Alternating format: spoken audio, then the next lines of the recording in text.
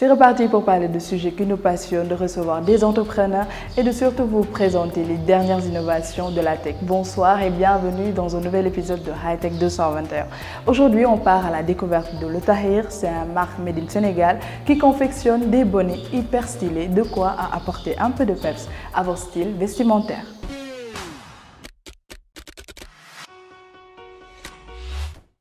Alors, nous avons pour objectif la vulgarisation de nos cultures pour atteindre l'intégration africaine. Voilà, nous voulons vraiment, à travers nos bonnets Hausa et nos costumes africains, réaliser avec des matériaux venant un peu partout d'Afrique, porter un combat d'intégration pour une Afrique meilleure. Alors, ce qui est le plus difficile dans la vente en ligne, c'est la création de contenu. Il est vraiment difficile de créer du contenu et ça prend énormément de temps. Voilà, et vraiment pour avoir un large fil sur la concurrence, etc., il te faut vraiment créer du contenu de qualité. Voilà, et ça exige énormément de temps. Ah, c'était vraiment pas facile. Voilà, 10 000 cas sur Instagram, c'est pas toujours facile. Voilà, ça exige beaucoup de choses, voilà, d'interaction avec les gens, avec sa communauté. Voilà, ça exige énormément de choses, des contenus de qualité, etc. Mais bon, nous espérons peut-être même d'ici 2023 atteindre peut-être, qui sait, 20 000 ou bien 30 000 cas, Inch'Allah.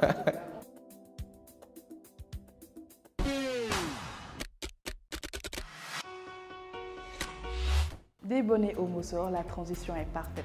On va aussi recevoir Awasek qui va nous parler de sa marque, les Moussors de Awa.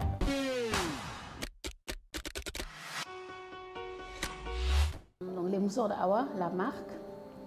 Donc, les Moussors de Awa a suivi une certaine évolution. J'ai commencé ici à Dakar, où je faisais des ateliers parce que les femmes, en allant au travail, avec des habits, certes aujourd'hui je suis en habit traditionnel, mais en habit classique, que ce soit en tailleur ou en jupe ou en robe, je portais donc tout le temps, j'avais le foulard qui faisait partie donc de mon identité mais aussi de mon style.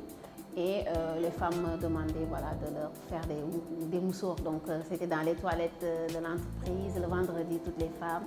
Et puis j'ai décidé petit à petit donc, de me consacrer à ça. Donc j'ai quitté le job et je fais ça maintenant donc, à 100%.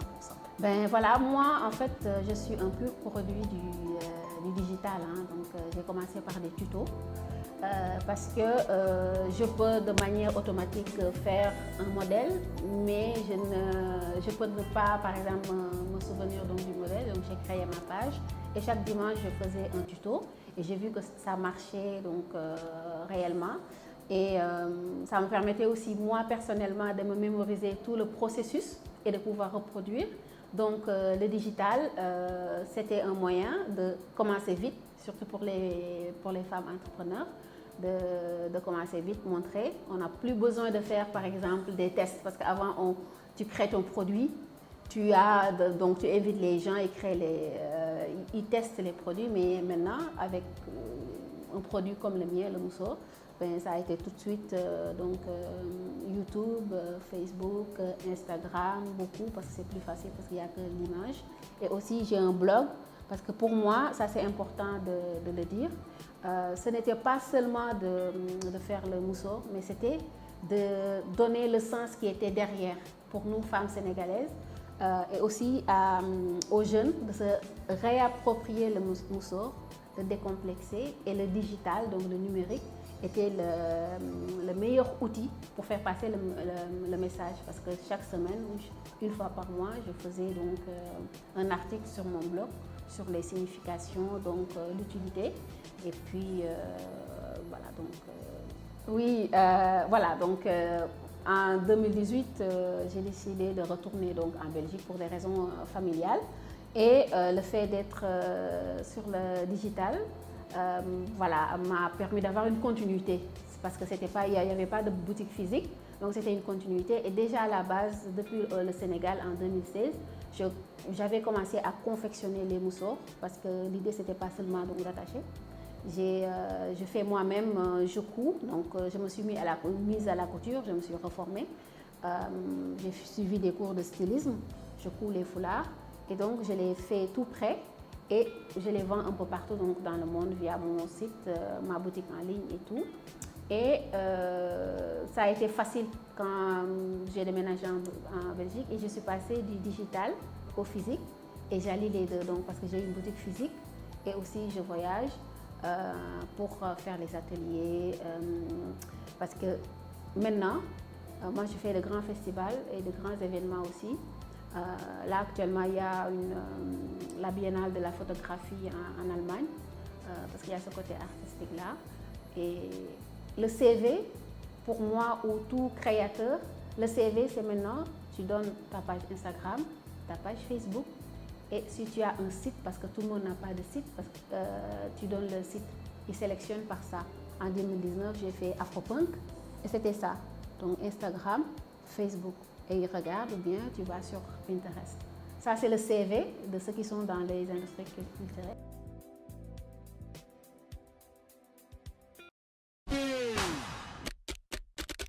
TikTok est un réseau social qui fait beaucoup parler de lui au Sénégal. Il n'est pas aimé de tous, pourtant on y retrouve tout le monde.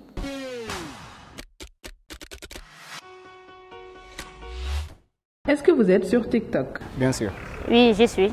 Oui, je suis sur TikTok. TikTok compte plus de 800 millions d'utilisateurs. C'est l'un des réseaux sociaux les plus populaires du monde. On y retrouve tout type de contenu, divertissant, inspirant et même éducatif. Comment vous trouvez le contenu de TikTok? Bon, je trouve le contenu de TikTok c'est un peu intéressant parce qu'on peut y apprendre beaucoup de choses. Parfois, je le trouve bénéfique. Parfois, je le trouve diversif. Des fois également, je le trouve nocif. Bon, d'une part intéressante, d'autre part future. Vous suivez plutôt les TikTokers sénégalais ou étrangers? Bon, les deux, je n'ai pas de préférence, mais seulement ceux qui proposent ce que je désire le plus. Les TikTokers sénégalais. Oui, je suis souvent les TikTokers sénégalais, mais parfois même je suis les étrangers. Les TikTokers sénégalais sortent du lot avec du contenu purement comique. Certains aussi produisent du contenu éducatif et inspirant. Est-ce que vous êtes de ceux qui pensent que TikTok est nocif pour la jeunesse? Oui, je le pense. Parce que ça prend beaucoup de notre temps et le temps est sacré. Avec l'actualité du jour, ce qui se passe des fois, donc, évidemment à Dubaï, avec Port-à-Poti, je pense bien. Donc les jeunes croient que c'est la réalité qui est existante et ce sont les moyens donc, qui leur permettront donc, de réussir dans leur vie, alors que tel n'est pas le cas. Bon, je ne dirais pas totalement, mais quand même il y a des contenus sur TikTok qui peuvent influencer et voilà. De ce côté-là, il est un peu nocif. Quel contenu vous aimez le plus voir sur TikTok? Bon, j'aimerais voir donc, des contenus donc, éducatifs. Donc, des contenus qui permettront donc, à la jeunesse d'être sensibilisée, donc d'être à l'actualité de ce qui se passe donc, dans le pays comme à l'étranger. Vu qu'également TikTok fait partie de l'un des réseaux sociaux les plus suivis actuellement. La comédie, ça diminue le stress et nous permet de nous divertir à un certain moment donné. Ce qui a un rapport avec ce que j'étudie, voilà. Je ne suis pas fréquemment, mais quand même, j'y vais pour visiter quelques trucs, me divertir un peu. TikTok a la particularité d'avoir du contenu court et viral, ce qui a d'ailleurs fait son succès. En ce moment, plusieurs réseaux sociaux essaient d'avoir un fil d'actualité, une plateforme qui ressemble de plus en plus à TikTok.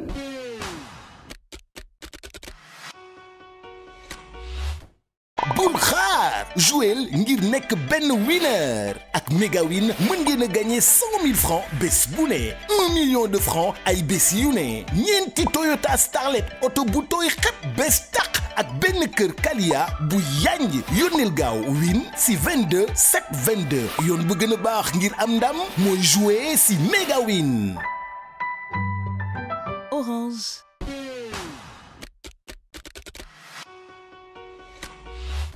On parle beaucoup des NFT, pourtant c'est qu'une partie de l'art digital. Aujourd'hui, je reçois un artiste que beaucoup vont connaître par le nom, mais aujourd'hui, je vous offre l'exclusivité de le connaître en personne, Madine Pixel. Bonjour. Bonjour. Alors, on est très heureux de te recevoir aujourd'hui. Je vais te laisser te présenter à nos chers téléspectateurs. Moi, je me nomme Madine Pixel.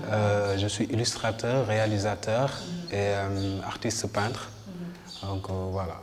En tout cas, on voit beaucoup de tes signatures sur des animations, sur des vidéos aussi. Donc, tu n'es plus à présenter, mais j'aimerais juste que tu reviennes sur la définition de digital art. En fait, le digital art, c'est un ensemble de procédés qui utilisent les outils informatiques tels que l'ordinateur, l'appareil photo, même votre téléphone. Vous pouvez l'utiliser pour créer des œuvres digital art. Et ça s'est popularisé dans les années 60 avec l'arrivée de l'informatique dans les foyers, qui a permis à beaucoup de jeunes artistes qui faisaient de l'analogue de passer au numérique. Super. Et aujourd'hui, on connaît en tout cas quelques types de digital art, comme pixel art, comme la photographie en 3D. Quels sont les autres en fait types de digital, en tout cas l'art numérique qui existent? Il y en a beaucoup, il y en a beaucoup, et ça ne cesse de s'étendre avec le développement de l'informatique. Aujourd'hui, disons la plus récente, c'est le mapping, vidéo mapping, et plein d'autres. Donc, parmi ces différents types d'art digital, il y a la photographie, il y a l'illustration même faite avec les tablettes graphiques, il y a quoi encore? Il y a la 3D. Même le cinéma peut être inclus là-dedans. Parce que le cinéma, c'est la somme de beaucoup d'art numérique qui se retrouvent dans le cinéma, tels que les effets spéciaux. Donc tout ça fait partie du digital art. Exactement. Ok, c'est bien à savoir, c'est bien à savoir. Et aujourd'hui, quand on te voit, on voit tes signatures sur des animations, sur aussi des clips. Et quand on va prendre quand même l'exemple des musiciens qui le font beaucoup ici, les rappeurs. Ils utilisent soit le digital art pour la couverture de leurs clips, de leurs albums, ou même pour faire des clips tout simplement. Pour toi, en fait, qu'est-ce qui fait la popularité en ce moment de l'art numérique? Je trouve que c'est la représentation, ça nous ramène à la question de la représentation. C'est vraiment important. On a besoin de se représenter physiquement et même picturalement. Donc aujourd'hui, vous allez dans un quartier, vous avez besoin, ou même vous allez en ville par exemple, vous avez besoin de signalétique. Tout ça, c'est des représentations picturales. Ça nous oriente. Donc pour les artistes, un artiste qui veut se faire connaître, il a besoin d'un clip vidéo ou d'une couverture d'album, ou même une manière de s'habiller qui reflète ce qu'il est. Donc ça, c'est très important. Donc ça m'a amené à collaborer avec différents artistes aussi qui ont eu qui ont été charmés par le style surréalistique, tu vois, coloré. C'est très beau et ça change en fait de ce qu'on voit. J'essaie de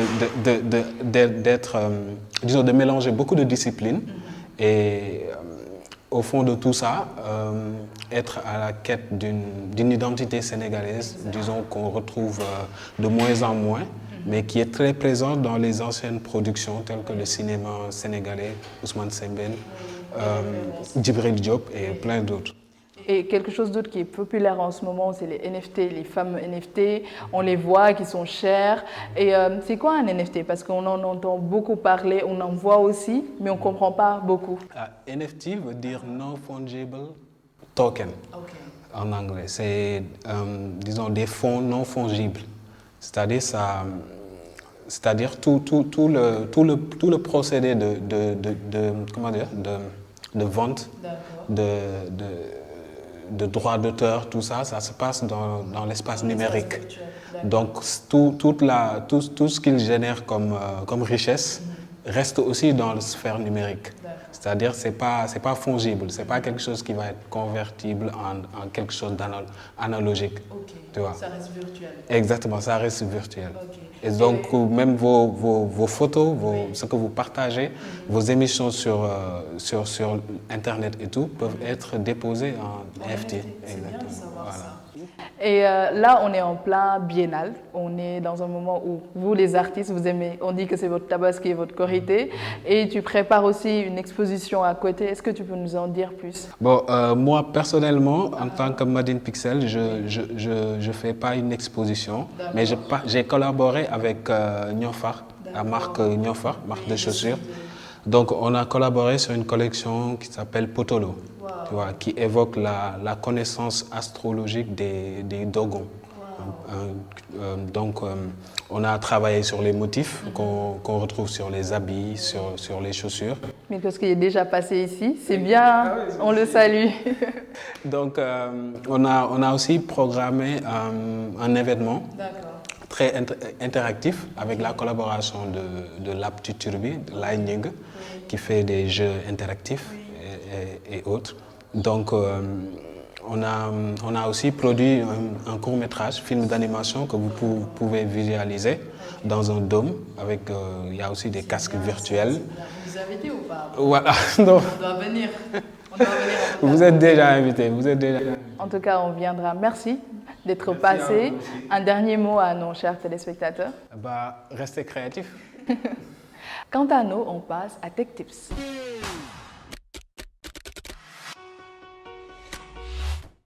Gardez un œil sur la santé de la batterie de votre MacBook en consultant le nombre de cycles de charge qu'elle a enduré. Accédez à la fenêtre à propos de ce Mac, cliquez sur le menu Pomme, puis dans la fenêtre qui s'affiche, cliquez sur Rapport Système. Vous pouvez également maintenir enfoncée la touche Option Alt, cliquez sur le menu Pomme, puis cliquez sur leurs informations système. Dans la fenêtre Informations système qui s'ouvre dans la colonne gauche, repérez la ligne Alimentation affichée sous Matériel, puis cliquez dessus pour la sélectionner. Dans le volet principal de la fenêtre, une ligne comptage de cycles est affichée dans la section Information de la batterie. Il indique le nombre de cycles de charge de votre machine.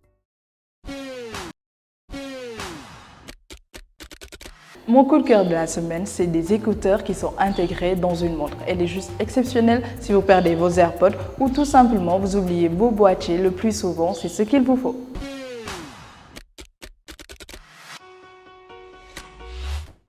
Buds est un appareil révolutionnaire qui rassemble une montre intelligente, des écouteurs de haute qualité, un tracteur avancé de santé et de remise en forme dans une pièce d'horlogerie parfaite. Le design élégant cache un compartiment de chargement intégré pour vos écouteurs avec ses diverses fonctionnalités de suivi et de communication. Wear Buds Watch est suffisamment élégant pour faire une déclaration suffisante, moderne pour suivre votre style de vie. Tous les objets du quotidien peuvent être connectés. Aujourd'hui, je vais vous montrer un accessoire qui permet de robotiser les rideaux. SwitchBot Curtain est un robot sans fil qui rend n'importe quel rideau motorisé intelligent en 30 secondes d'installation. Après s'être fixé à votre rideau, vous pouvez ensuite ouvrir et fermer votre rideau avec votre smartphone. Ou bien, il vous suffit de définir une programmation pour ouvrir ou fermer automatiquement le rideau. Vous avez du mal à gérer les alarmes le matin en semaine, laissez le rideau SwitchBot vous sauver. Établissez un horaire sur votre téléphone, vos rideaux seront automatiquement ouverts avant que votre alarme ne se déclenche. C'est tout pour le high-tech de cette semaine. On se donne rendez-vous dans 15 jours avec d'autres astuces et aussi d'autres innovations du web. Bye!